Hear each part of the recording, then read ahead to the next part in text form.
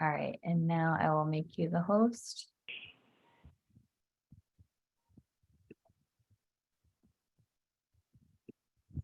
All right, great, awesome. All right, so thank you everyone for joining us today. And I'm Christine Kidder-Graves, marketing career coach, helping you have work that works for you. I'm very excited to be here and to be launching another masterclass with you. There's some information about me here, just to give you the whole one sentence summary. My background is from human resources, from a corporate setting, and I've had a variety of experience as an HR leader. And in 2018, I decided to leave corporate to be a career coach and also to work with small employers. But then when the pandemic hit in 2020, I saw so many people that were impacted by that I really wanted to focus even more on my career coaching, especially with marketing and sales leaders. I do work with other leaders as well. It's just that my niche is with marketing and sales, since I love working with that group the most.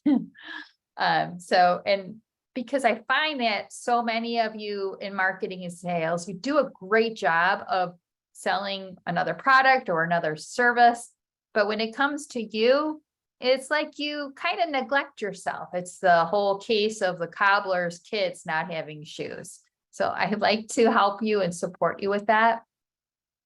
And then I do find CFOs and people in other areas that sometimes have a problem with that too. So, okay, so let's get to the heart of the matter. But before I do this, again, I was saying, as I was letting people in, make sure that you have your workbook printed out so you have it right there with you. The other thing is each one of these sessions will be recorded, and we will share the recording before the end of the day each day. Every day we are sending out 3 emails, one first thing in the morning that has the Zoom link, and then another email right as the meeting is started, because we want to make sure that you have that link and that you have that reminder that we're going live. Oh, and everyone, if you can please make sure that you are on mute. That'll help with the background noise. Then the last email again will have the recording as well. So you can click on that. And then we are also streaming live to the Facebook group, because now whatever works for you. Some people are more comfortable with Zoom. Some people are more comfortable with Facebook. And if you could put in the chat, which helps you? Do you prefer the email reminders and getting that information? Or do you prefer Facebook, being notified in Facebook? We want to do what works for you the most. We're not trying to inundate you with too many things. We just want to save you time and help you to get the most out of this masterclass. And as I was saying earlier, each one of these sessions, I'm really going to shoot to try to end it within 45 minutes, because I want to give you that little bit of extra time to review your notes and to think about what is the action that I can take just from at least one thing that I learned today. What was one new thing that I learned? So that's what we'll do. Okay, let's jump right in. Why a career plan? Why is a career plan so important? It's important because with any goal that you're working on, or even if you're going on a trip, if you don't have some type of map or general idea of where you're going, you're just going to be wandering around aimlessly. It's kind of like if you don't have a compass, or if you've ever done open water swimming, you need to be sighting, because otherwise you'll get frustrated really quickly and you're not going to go in the direction that you want to go in, which can also be scary. Having a career plan, what's important to a career plan is you want to make sure you set an intention for your plan. Like, what are you trying to get out of it? Why is this your goal? And then to really have clarity on what your purpose is, what you're trying to accomplish to help you in the action that you're taking. I love this quote from Oscar Wilde, and my clients may feel like I'm a broken record in saying this sometimes. And by the way, we do have a wide variety of people in the audience that are going to be on this call or that are listening, that are participating in the masterclass. And which is great. I've got clients, I've got past clients, I've got new connections. So welcome to everyone for being in this masterclass. This quote from Oscar Wilde really says it all. And this is why one of the reasons I'm called to being a career coach, because I want you to be yourself. Everyone else is taken. There's no one else out there. There's no other Randall like you. There's no other Anita or Alyssa like you. So please embrace your unique skills and talents and use them, because you were given them for a specific reason, to use them and not let them go to waste. That's really important.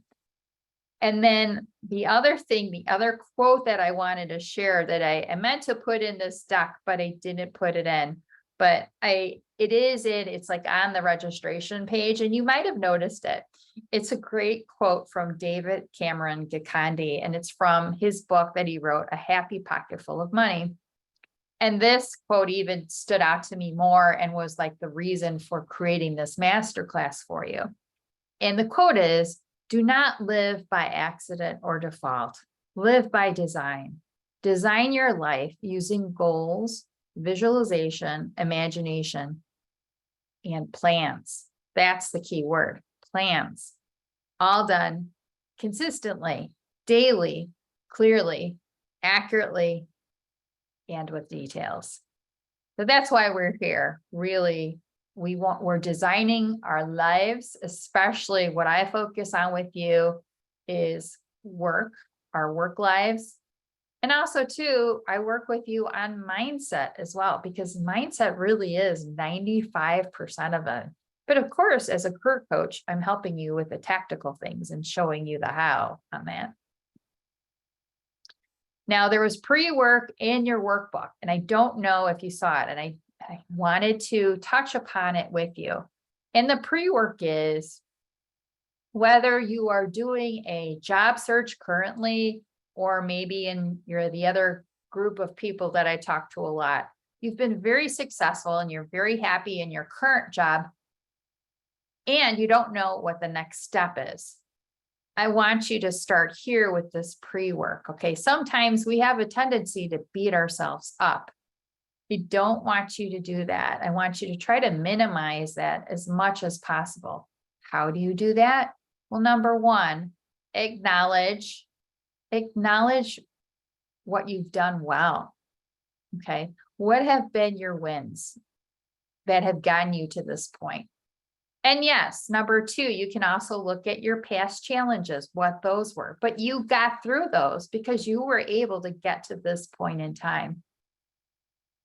So look at your wins, look at your past challenges, and remember to be kind to yourself always. Okay.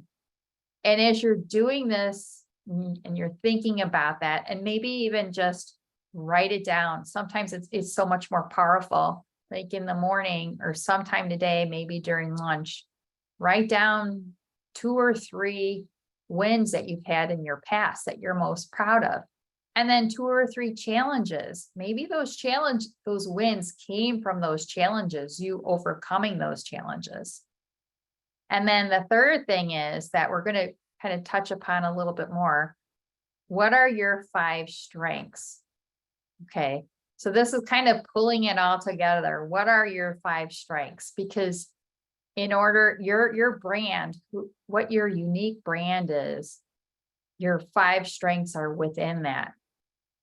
And you really get the clarity on that. And when I work with my clients, we get the clarity on that by looking at past and present and doing an assessment and even using assessment tools. But it's important to think about this. So if I had to touch upon this as this was in the workbook, and I wanted you to think about it.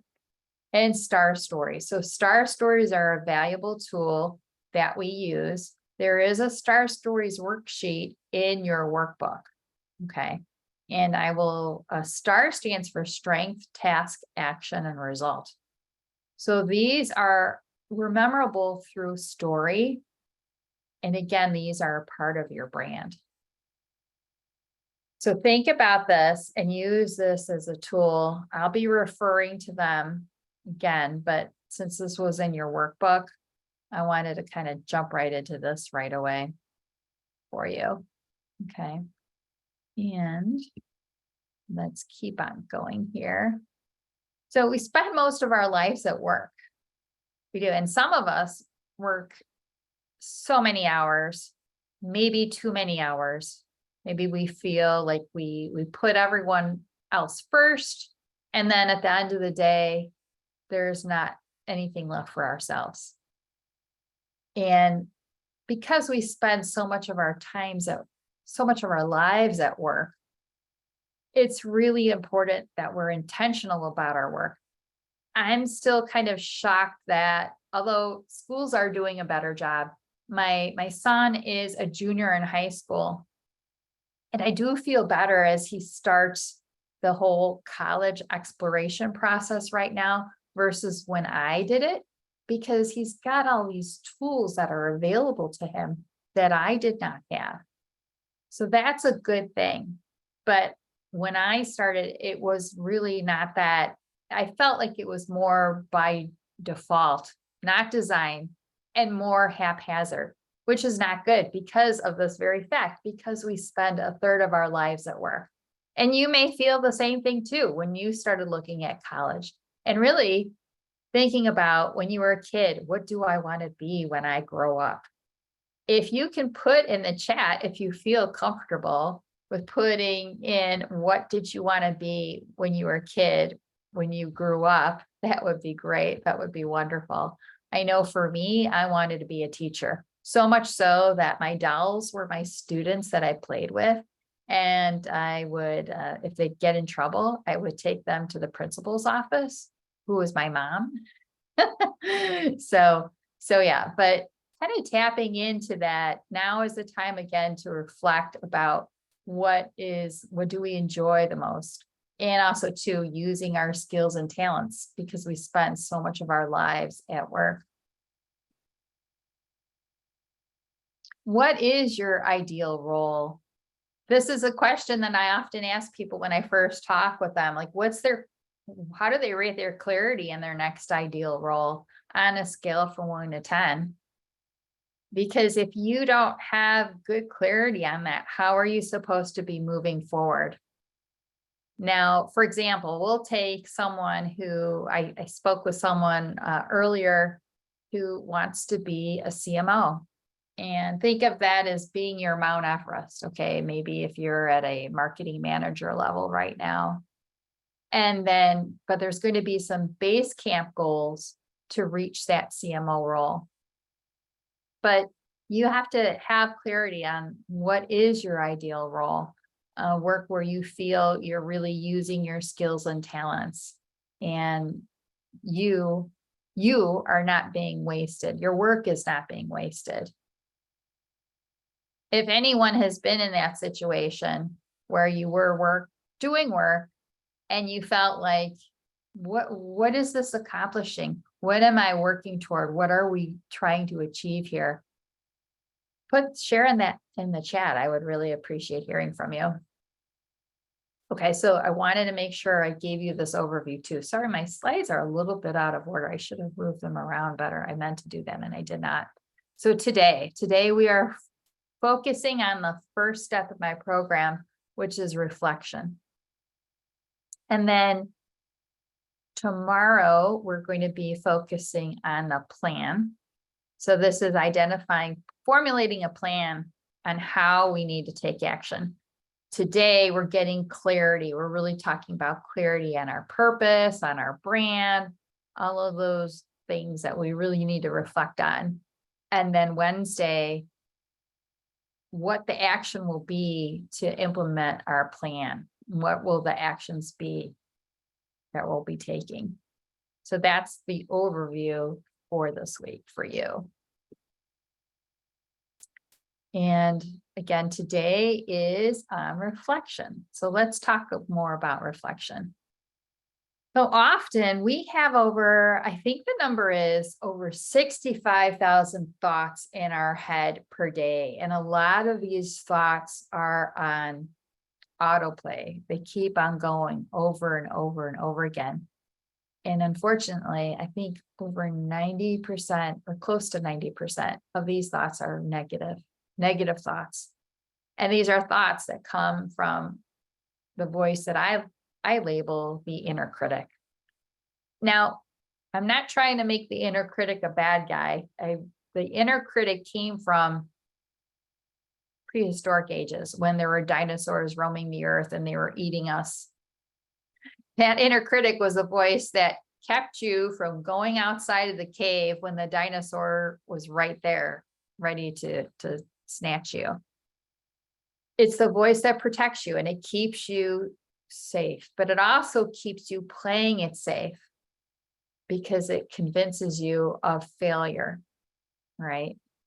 So I don't want, again, I'm not making the inner critic a bad guy, but we also have to be aware of the inner critic and how much are we listening to the inner critic and how much is the inner critic determining the action that we take versus the inner mentor, which is the voice of your intuition that allows you to dream and identify your deepest desires.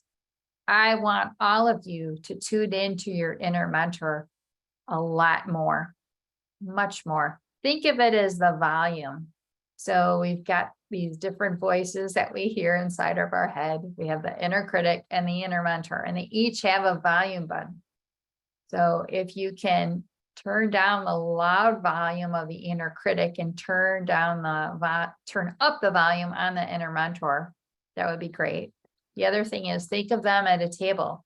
You have your own personal board of directors, which you really should have those people that have worked with you in the past, or maybe working with you right now, that are sitting at that table, former colleagues, former bosses, other people that are like in your corner, rooting for you, cheerleaders. And then you also have your inner critic and your inner mentor sitting at that table.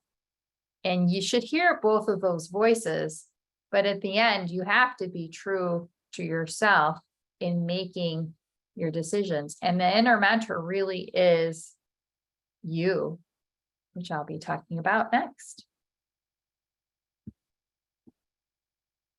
All right, let's talk a little bit more about the noise though, because we all have this noise that we hear in our lives, and it can be quite distracting. We have the news, we have the pandemic, we have expectations of others. Oops, I think we have someone on, if you can make sure you're on mute. Relationships, expectations of other people in our lives, all those shoulds that we hear inside of our head often, it's constantly barraging us. And also too, even though technology is great and technology gives us so many benefits, I think one of the negative things about technology is it has increased the negative voices, all the things, all the noise. It really has increased the noise.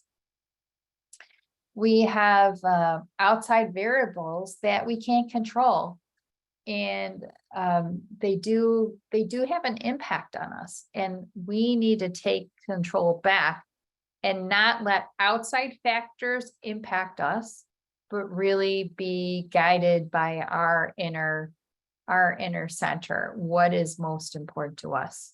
That's what's key. So it's almost like not being controlled by the outside, really us being very purposeful, not reacting, not being reactive, but responding to the outside challenges, whatever challenges we encounter, and really being the leaders that we want to be.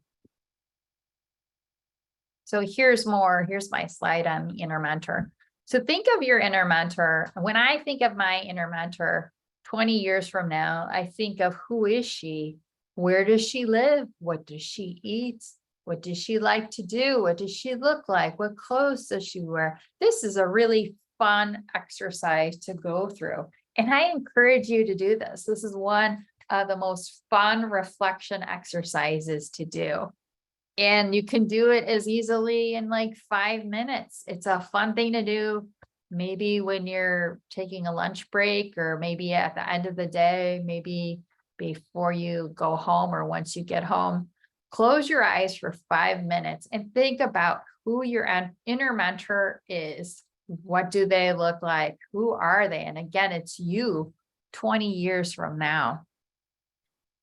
And once you have a clear picture on who your inner mentor is, and I'm just using she because I'm a she, but for the guys out there in the audience, of course, I don't want you to think, oh, inner mentor is just for women. No, inner mentor is for everybody. Everyone has an inner mentor.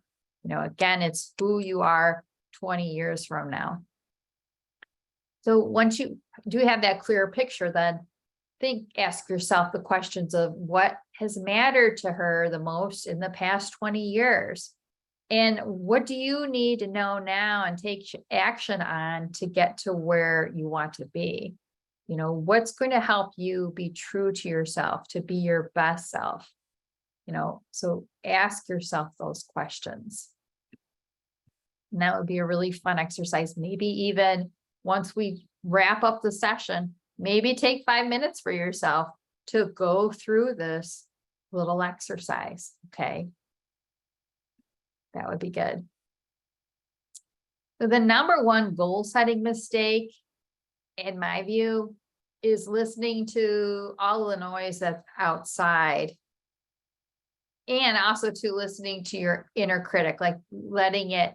There's nothing wrong with being balanced and being aware of the risks. Every challenge that we take on does have risks, but at the same time, you don't want to be motivated by fear.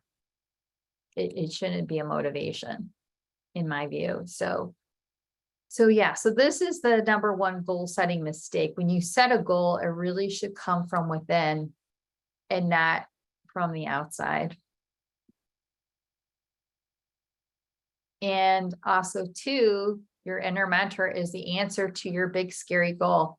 I am here to encourage you, to support you, and to coach you and guide you to going for that big, scary goal. So go for that CMO role. You can do it with a plan. You can totally do it with a plan. And that's what we do. Maybe it's, again, your CMO role is Mount Everest. And the base camp 1 goal for you is, how do you get that promotion to a director level position? Maybe it's through a job search. Maybe it's through networking. Maybe it's a combination of things, but we put together a plan on how to get there. That's what's most important. So do you know what your big, scary goal is? Do you know what that is? It should be something that you haven't done before. Number one, it's something new. And it should be something that excites you and gives you a pit in your stomach at the same time. It gives you those feelings. That's when you know you have identified your big, scary goal. It's your heart's desire. So when you think of your big, scary goal, what does your inner mentor say? And what is some work that you can do now that would move you toward your ideal role in that big, scary career goal that you have? I know I'm throwing a lot of questions at you, but these are things for you to think about in your reflection. So number one, what is your main goal? What is that big, scary goal?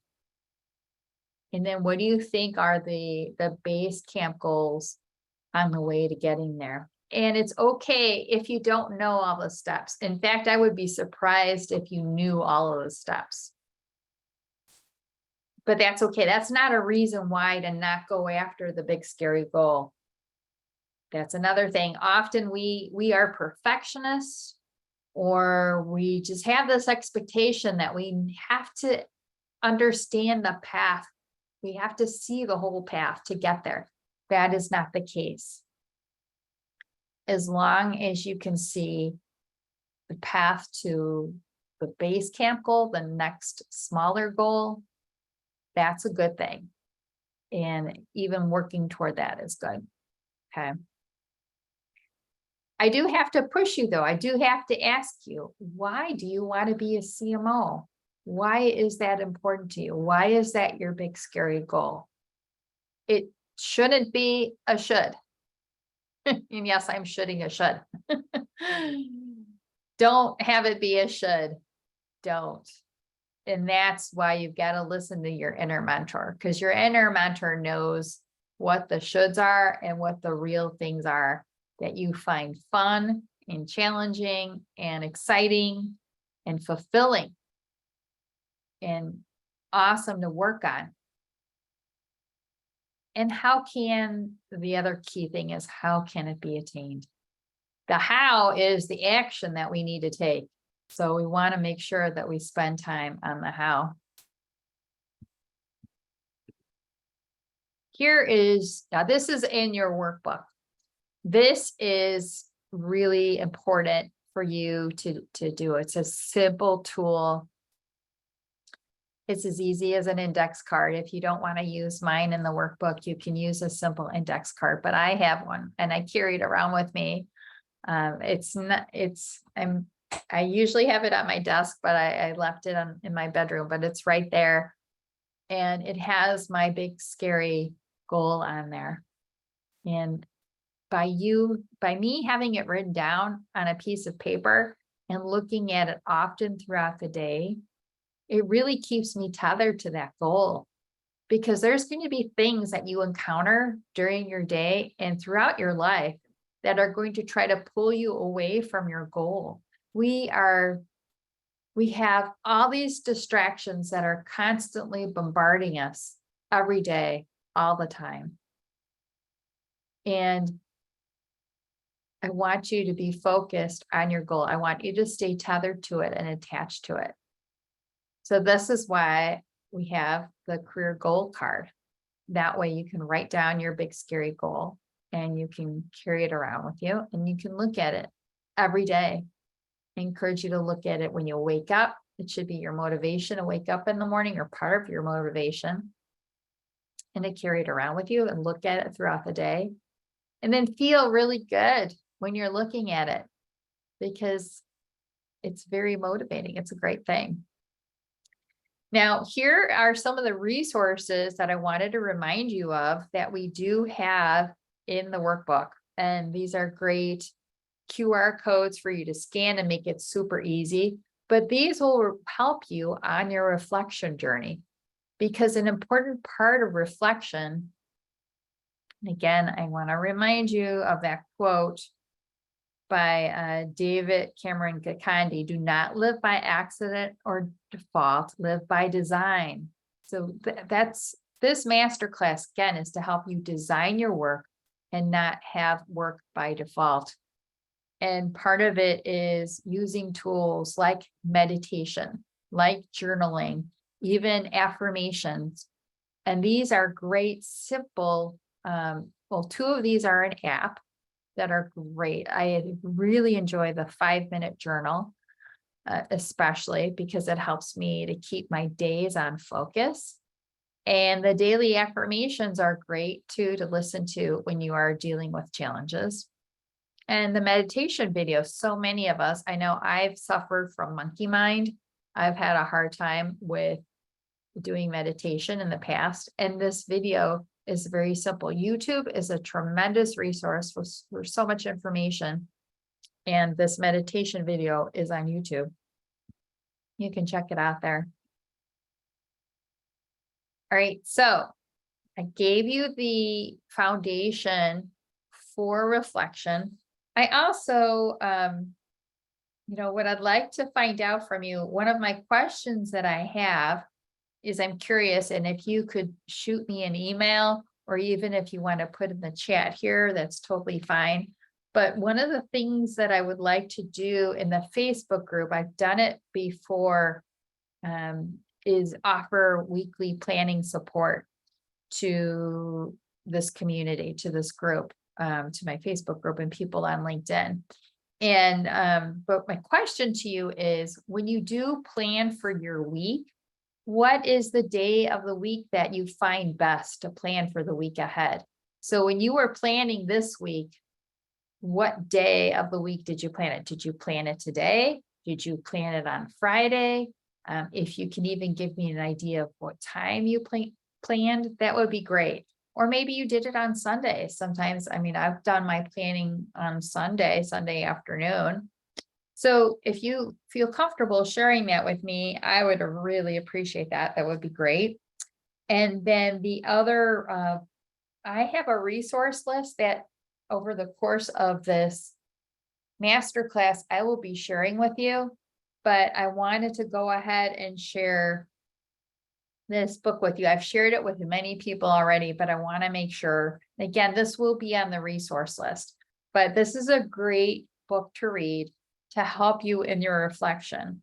And the title of the book is The Top 5 Regrets of the Dying, and it's by Bronnie Ware. I'll go ahead and I'll put it in the chat since we do have some time, and I can put it in the chat for you. Let's see. I think I have to move this. I'm going to stop my share here. So again, the name of the book is The Top 5 Regrets of the Dying. And it's by Bronnie Ware. And then in the resources, we'll have this book in the resource list that we will share with you. And then we'll also have the Amazon link. So, but I'm sure if you want to just check it out right away, you can just by plugging it into Amazon. But yeah, this is a great book. It's an easy read. It is on Audible as well. But why I focus on this book is this is not a dress rehearsal. We only have now. So I want you to make sure you take the time in reflection, and reflection should be throughout your life. It's part of the cycle. It's part of my program. But you need to have reflection be a part of your life. So you're not just constantly on that treadmill like a hamster, working, to make sure that you are going in the direction that you want to go, that your work is going in the direction that you want it to go in. And if it's not, then we can plan and we can take action. We can definitely do all of those things. That's a good thing to do. Great, wonderful. Well, I'm so happy to see you. And then I know many will be checking out the replay. I'm going to go ahead and wrap us up for now. And then we'll be back tomorrow. Again, tomorrow we'll be focused on the second step in my program, which is putting together a plan. And we will be starting again at 12 p.m. live on Zoom right here. Have a great rest of your day. Bye now.